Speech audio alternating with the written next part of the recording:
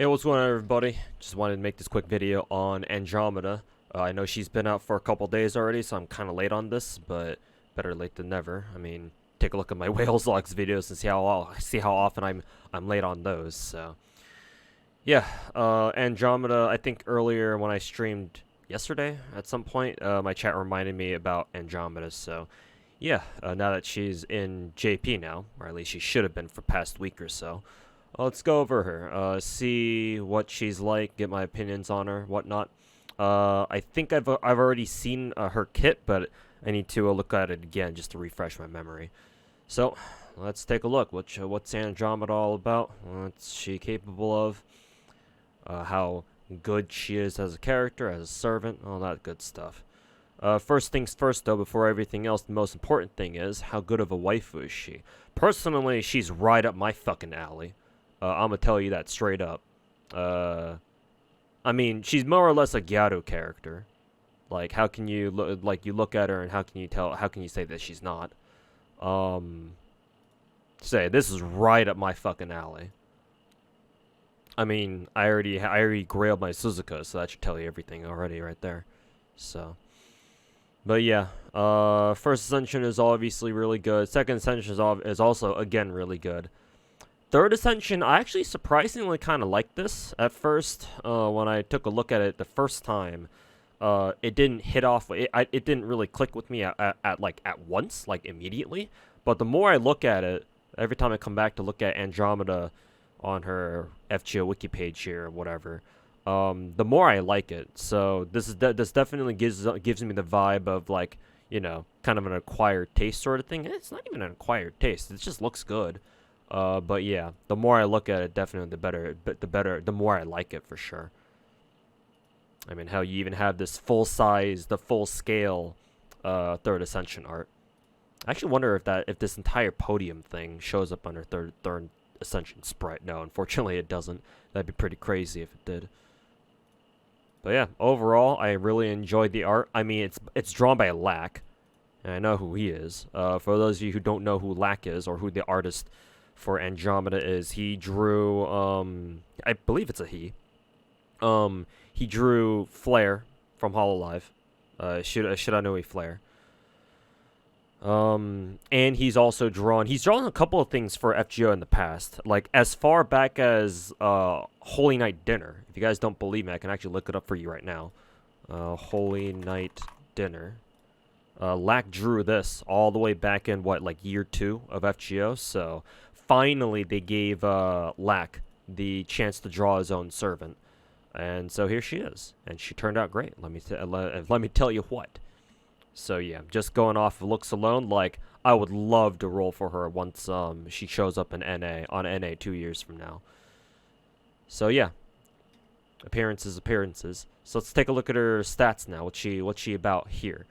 So, immediately, HP 15,000, that's a lot of HP, and only 10,000 attack. I believe, unfortunately, 10,000 attack is very, very low, for 5 stars. It might be one of the lowest, attack ratings for 5 stars in general. There might be casters out there that have even less, technically. There has to be a 5-star servant out there, that has, like, legit less than 10k, base attack, at level 90. So this isn't like the absolute bottom of the barrel, but it's pretty down there. And obviously, when we take a look at the rest of her kit, it'll be very clear that she's meant to be a tank rider. But again, we'll get to that later. Just for now, understand that she's definitely on the tankier side. And because she has so much HP, obviously, she pays for that by not having as much attack. So, unfortunate. I actually don't recognize her voice actress. I should probably look this up after I'm done with the video and see what she's worked on before. Has she actually voiced anybody else? No. Looks like Andromeda is the only voice she's done for FGO so far. Let's see. MP charge attack 0.62. She has a 282Q, 62%. I know she has an AoE quick. She has an AoE quick NP. I think this should be pretty decent. 0.62% MP charge with the 3-hit arts cards. It should be okay. Could be wrong about that, but initial impressions is that it should be alright. Hopefully. Anyway, hopefully it is. Lawful good, alright. Any notable traits here? Humanoid, riding, servant, 7 knights. No, not really. Oh, when she becomes stage 3, she does gain levitating. I guess that makes sense, because yeah, she's probably floating in her 3rd ascension. So, honestly, the levitation perk, or the trait, is probably the most notable, and everything else here is kind of like normal. Kind of what you'd expect out of servants. And again, 2AQ2, 2Q2A, or 2A 2Q, whatever. Very high hit counts across the board. I mean, that's just kind of what you'd expect out of servants these days. Kind of rare to have servants who have like very low hit counts these days. Maybe on their busters, but even her buster card has 4 hits on it, so high hit counts. I mean, generally you prefer that anyway. All right, let's take a look at her skills. So first skill is Daughter Cassiopeia. I believe I pronounced that right. If I didn't, screw me. So, this is quite the interesting skill already, because it's a Star Bomb skill, and it's also a Star Regen skill. I'm not sure if we have another servant who has a Star Bomb skill that kind of works like this. Usually, whenever a servant has a Star, some sort of like Star Generation skill, whether it be a Star Bomb or a Star Regen effect, usually it's only one or the other. Servants only usually get either the Star Bomb, where it's like, oh, you get stars immediately on this current turn, or you have to use this skill ahead of time, so that way on the next turn you start getting stars, because they are 2 different effects in FGO. I'm not sure if there's any other servant in the game that has like both of them on the same skill. Like, I'm sure there's a servant out there who might have like a Star Bomb skill effect on one skill and then a Star Regen effect on another skill. I'm sure that's happened before. But for a servant to have both of them on the same skill, so it's effectively this means that Andromeda has a 15 Star Bomb 4 turns in a row, because she has her 15 Star Bomb now. And then 15 stars every turn for 3 turns afterwards. So this is effectively a 4-turn Star Regen skill, which counts the first turn, the turn that you actually use it to. Which is kind of funny. It's also kind of crazy, in if you think about it. Like, this alone could have some serious challenge quest potential. Like, you give her like a Star Bomb, like CE for example, Carp, right, with the Kintoki on it. And yeah, like, I can imagine, I can see the potential for like crit support shenanigans with the Andromeda. Actually, would she though? Probably not, because she is a writer, so she's probably gonna steal all the stars anyway. So, maybe not, but maybe with the servant who has their own star weight buff or something like that. I don't know, but there's some potential there at least. And she has a damage reduction skill, so obviously already you can tell that, yeah, like, Andromeda's starting to lean quite heavily into her whole, like, tank archetype here, with her damage reduction effect here, so 500 to 1,000. And even though it is only 1,000 damage reduction, I mean, you're usually gonna use Andromeda against, like, casters anyway, right? Like, ideally, at least, so... So yeah, up against casters, then yeah, 1,000 damage taken is quite the big damage reduction. And then of course your classic 30% battery on an 8 to 6 turn cooldown. All right, sounds about right. Second skill here, 3-turn taunt. Oh yeah, so yeah, you can obviously tell that at this point, like, if like there was any doubt that Andromeda was not a or if there was any doubt that Andromeda was a tank rider, then yeah, should be no doubt now. Because yeah, 15,000 HP, damage reduction effect on her first skill, and then a 3-turn taunt on herself. Yeah. Honestly, this sort of reminds me of Georgios, because Georgios' basic game plan is basically, pop his 3-turn taunt, and then he has his own defense buff, I think. Matter of fact, I think his MP also gives him another defense buff itself too. So yeah, it's already reminding me a lot of Georgios. Kind of like, you can almost think of Andromeda as like a 5-star version of Georgios, which is kind of ironic. But yeah, So 3-turn taunt, guts for 1 time 3 turns, just in case her defense reduction wasn't enough, or her damage reduction wasn't enough. And then she gives herself a on hit buff or on defense buff, where she charges her own MP gauge by 5 to 10%, and she increases her own crit damage by 10% for 3 turns. I'm not too sure how useful the crit damage is supposed to be. Again, like she barely has 10k HP, 10k attack, so like, the crit damage at this point, like her getting any actual attack buffs is like kind of like meh, almost. But I'm sure like against casters, she could probably do something. So, suppose it's better than nothing. And yeah, she's also a writer, so she's going to be gathering a lot of crit stars for herself too. So, but yeah, honestly, at this point, like I would honestly kind of prefer seeing Andromeda like just go all in, like double down on all of her tanking capabilities at this point. But yeah, solid defensive second skill. And a third skill is your classic color buff. Double quick arts, both 30%. Very nice. And 30% B damage, 8 to 6 turn cooldown.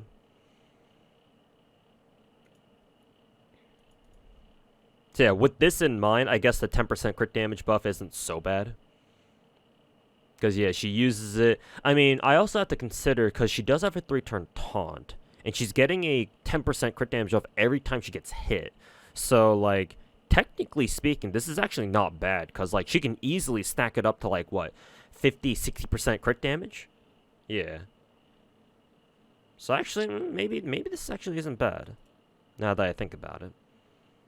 It just sucks that she only has 10k attack, so it's like, like she's definitely gonna be missing out on a lot of attack. But I mean, hey, if you're only gonna use her against casters, might as well have some more crit damage. All right, let's take a look at her passives. Riding A+, very good. I believe she has a quick MP. Yeah, so yeah, riding A+ is excellent for her. Magic resist C, decent. Desire for Hero, I believe this is a unique passive. Grants on self on guts activate buff, and increases own attack by 10% for 3 turns. Kind of wish this would be higher, like a 20% attack buff.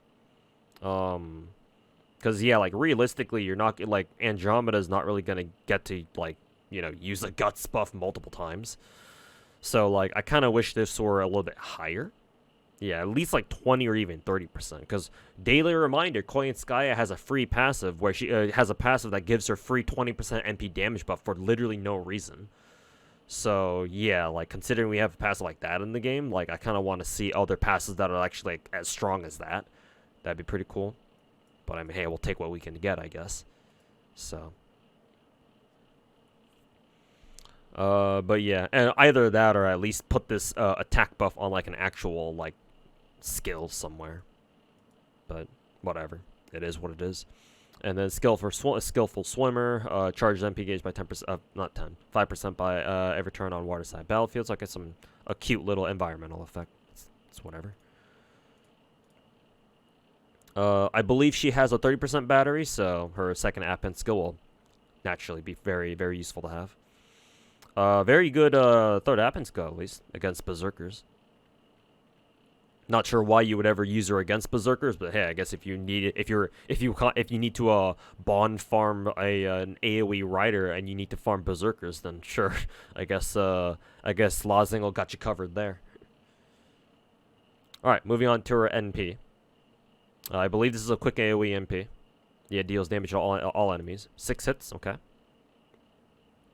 Seals their skills. Okay, this actually makes sense. The reason why I think personally skill seals in FGO are not always good is because if you seal enemy skills, that means that enemies have no choice but to attack you.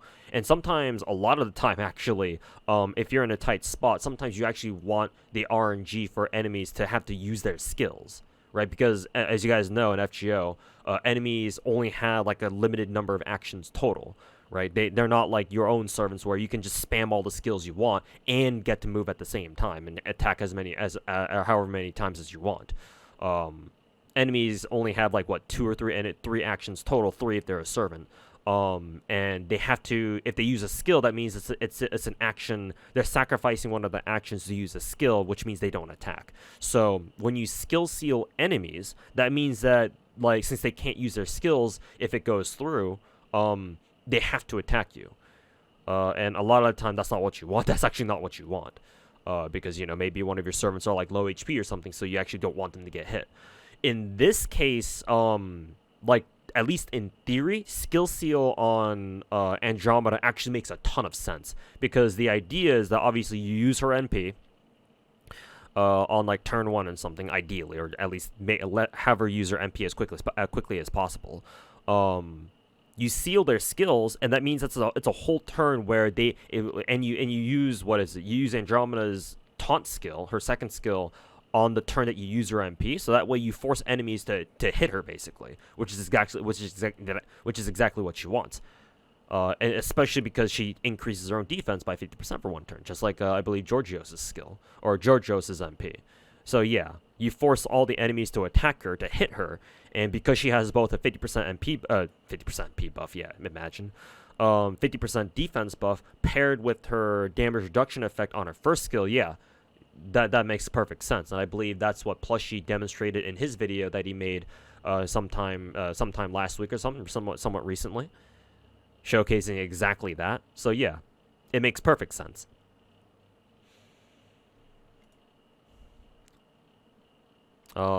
This is also useful in case you have, say for example, like this is also this is kind of a niche counter to like like Pierce Invul enemies, or like Pierce Evade enemies at least. Because if you have a boss where they're about to MP you, and they have like Invul Pierce built into their MP, so you can't like, if you don't have Castoria for some reason, and so you can't rely on her True Invul, right, to protect you from like an enemy's Pierce Invul MP, then yeah, your next best option would be to just tank it using defense instead. As long as they don't have an NP that pierces defense, that is, because there are some NPs out there that pierce invul and defense, in which case you're fucked. And bring Castoria next time, basically. But aside from those situations, yeah. So I think this is actually pretty cool. It's a very solid game plan. Even better if you bring somebody else that also happens to have like a party like defense buff or something. Like, God forbid, if you're still using Waiver in 2024, I mean, hey, his defense buff is perfect for Andromeda, to be fair. So yeah, it makes sense. It makes a ton of sense. And her overcharge reduces all enemies' defense by 3 turns. Also makes sense. Because, yeah, this means that she's kind of a hybrid support / tank. So, yeah, you use her MP first, reduce everyone's defense, and then you can have your other servants follow up with their own MPs to deal more damage. Yeah, I like it. Her kit is nice and cohesive. It's more defensive, so it's like, how much are you going to be able? How much are you going to use this? But like, at least in theory, on paper, her kit is very well put together. I feel like, so maybe some minor adjustments would have been preferred. Like, for example, making her Desire for Hero a passive effect, like an actual active effect or something like that. Or at least make the value on this higher, like 20%. That would have been nice. Let me take a quick look at her. Wow, I just realized all of her materials are extremely easy. At least, like, even if Andromeda came out for NA, like, even NA players would be able to farm everything for her right now. I just realized. Maybe, I'm assuming her Appen skill needs some newer ones. Yeah, I believe these are Lost Belt 7 materials. Yeah. But, like, her active skills and her Ascension materials, like, yeah, these are all shit that even NA players can farm. That's funny. I mean, she is supposed to be a Greek servant, so that kind of makes sense. And her max bond CE, Chain of the Divine Oracle. This is probably referring to her actual myth where she gets chained up to a rock or something. When equipped on Andromeda, increases MP damage by 30%, grants self guts for 1 time, revives with 20% HP, stacks with other guts. I mean, like, it makes sense, yeah, but, you know, max bond CEs, Omega lol. Alright, so in hindsight, yeah. I mean, you guys have probably like Like I've already mentioned it. I think Andromeda's kit is actually very well put together. It's just a pity because right now in FGO, like, who cares about defensive servants, right? On top of that, she's a fucking quick servant, so it's like, yeah. That being said, I still think that she can be pretty decent if you wanna run like a rider support for some reason. Like, it would depend on how good her arts cards are. Like, if because she has 2 arts cards, theoretically anyway, like, she should be able to get her MP like relatively quickly? Question mark? Because 0.63% with three hit arts cards, and she's a rider, and she has her first skill is essentially a 4-turn star regen effect. So, like, I think in theory, Andromeda should be able to get her MP quite easily. Those of you guys who play JP and actually have her would be able to tell me if she does or not. But yeah, I think on paper her MP gen should still be pretty good, even though she's a quick servant. So if that's the case, then like her being a quick servant is not that bad. I don't think anyway. But regardless, yeah, like she's obviously meant to be a tank rider, a tank support. That being said, I kind of wish that she had more like actual team support, because again, like that's kind of what you want in FGO. Like FGO meta is all about like, oh, how much can you buff stack for your DPS servant or whatever, so that you know they can kick enemies' asses, like they can kick ass as hard as they can. And really, I think the only does she even like? I think literally the only team support, quote team support, would be like her star regen effect and her NP's is defense debuff. Yeah, the defense debuff on her NP overcharge. I mean, of course, obviously, her being a tank supports the team by making so they don't take hits. But again, I think she would have been a lot better, or be a lot more appealing if she actually had, if her skills weren't all just like dedicated to like, you know, making her a better tank. Right? Like, I think at the very minimum, I would have preferred seeing her third skill be a team quick and arts buff for 3 turns. Right? Like that would be great at the very least. I don't think has Lozengo ever put out a skill where like a servant buffs like team quick and arts performance by for 3 turns by 30% each. Usually it's less than that. Usually it's only like 20% or something. But yeah. Like, even if the values have to drop a little bit, like, I think that would still be much preferred to this only being a self buff, right? Like, look at Taigong Wong. His skill where he has his attack, MP damage, and quick buff all in one skill is freaking amazing, right? Even though each buff caps out at like what 15% efficacy or something, or 15% efficiency, as opposed to 30%. But like that's preferred. So because that way Taigong Wong is not only a DPS himself, but also supports his other, you know, his teammates too. So yeah, like I would love it. I would have preferred it heavily if Andromeda's third skill, for example, were kind of like Taigong Wong's skill, where it's like, oh, it only scales up to like 15% arts and quick and MP damage buff, but then it's for the whole team instead. Like that would be much preferred, in my opinion. I mean, hell, maybe even, like, instead of increasing her own crit damage when she takes a hit while her, second skill is active, like, maybe it can be a team crit damage buff, too. Imagine that one. And even her star regen effect, like, I don't know if you can really call this a team support because specifically because she's a rider. Right, riders, if you guys don't know, I'm sure most of you guys already know this, but riders in FGO have the highest star weight in the game out of all the classes in the game at 200. The next class that has like the second highest amount of star weight by default are the archers, foreigners, I believe, and they have 150. But yeah, riders have the highest at over 200 or around 200 basically. So yeah, like by default, Andromeda is gonna be stealing all the stars unless you bring a DPS who specifically has their own, you know, Starway buff. So, but yeah, other than those gripes about how like she ideally should have gotten more, you know, actual team support other than just her mainly being a pretty one-dimensional, you know, tank support, who occasionally might be able to do damage every now and then. Other than that, I mean, at the very least, her base kit, her kit as it is right now, still makes sense. Like, it's very obvious what she does. So it's just a matter of like figuring out where you can use her. I'm sure we'll have some fights where like you need to stall something for a little bit with like a rider somewhere. So when that happens, you know who to call.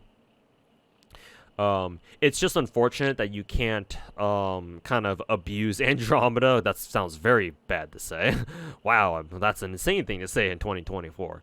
But it's, let me finish my thought. It's too bad you can't use Andromeda kind of like you can with, like, for example, St. Georgios, right? So, I mean, not that you would need to do that because you already have St. Georgios, obviously. So, like, gee, like, why do you need Andromeda to be like a taunt shield basically, or basically like a, you know, level 1 meat shield again? Like, don't we already have Georgios for that? But in any case, so yeah, those are my thoughts on Andromeda. Very good waifu design, at least personally. This is just my personal bias talking, but she's a great waifu. Sorry, Perseus, I don't give a shit. Time for some NTR. It's Tomoe Gozen all over again, know what I'm saying? But, yeah, fantastic character design. Great waifu. Even better that it's drawn by Lack. And, yeah. Cohesive kit. Makes sense. Even if, at the very least, even if, you might not have, you might end up never really having to use it, so. Or, you know, if you never feel like, maybe you'll never feel like you ever need to use Andromeda for your intended purpose anyway. But still. Overall, though, she's definitely more of a waifu pick, or a waifu role. So, like, if you're looking for meta, obviously you're not going to find it here. So, wait for, like, I don't know, another meta servant to come along or something like that. But yeah, those are my thoughts on Andromeda. So if you guys play JP, if you guys haven't pulled Andromeda yet, and you want to, or you plan to, best of luck. She looks great. Or at least her art does. And so, yeah, that's it. Those are my thoughts on Andromeda. So, yeah, thanks for watching, and we'll catch you guys next time. Peace.